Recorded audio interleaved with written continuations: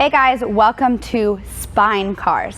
So we already did the cervical spine, which is your neck. We kind of lump the thoracic and lumbar spine together because you basically do the same movements with them, and we're gonna add the neck again because the spine is that important. So call these thoraco-lumbar cars, or you can just call them spine cars, whatever you want to call them.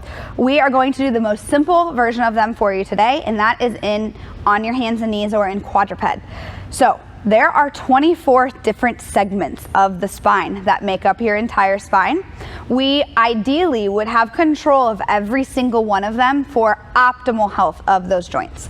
Today, and for you guys starting, I want you to picture 3 segments. So we are going to think about low back, mid back, upper back, plus the neck, so 4.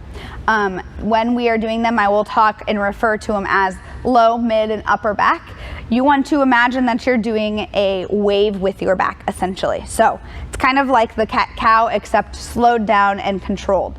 So we're gonna make sure her knees are hip width apart, so right under her hips. Up on her toes for good balance there. She is going to have her chest up, and we're gonna start into full extension. This is extension. So hands are right under your shoulders, bring them down just a little bit. She's gonna create some good tension here, and we're going to start with the low back here. So she's going to start tucking her tail into flexion in her low back, and then we are going to slowly move up to her mid back. And then we are going to move up towards her upper back as she's rounding more and more and still tucking through here. And then we are going to end with her head completely tucked in her full flexion range of motion. We're going to reverse in the same manner, starting with the low back. So she's going to think about dropping this down. If your pelvis was a bowl, you are going to think about dumping water out of the front of it and arching your back down. Good, this is extension. She is now moving to her mid back into extension there, thinking about pinching these guys together as we go. And from there, pause. I want you to push the ground away a little bit. We wanna make sure we are not sagging down. Your shoulder blades are not moving. It is just your back. Chest comes up just a tad. So push your chest up. There we go, that's extension. And up through here, and she's going to finish with her neck all the way up, full extension. So you can do a couple in that manner, and then a couple starting from the upper back or with your neck. So now we're going to show you what that looks like, and that is head starts to tuck first. She's going to roll down, thinking about making her spine long as she goes down, and tuck slowly, segment by segment. Then we are going to start from here. As she rolls into flexion, she's thinking about pushing these vertebrae into my finger. Now we are moving to her mid back, really pushing up into my finger, moving down into her low back from here. And at the very end,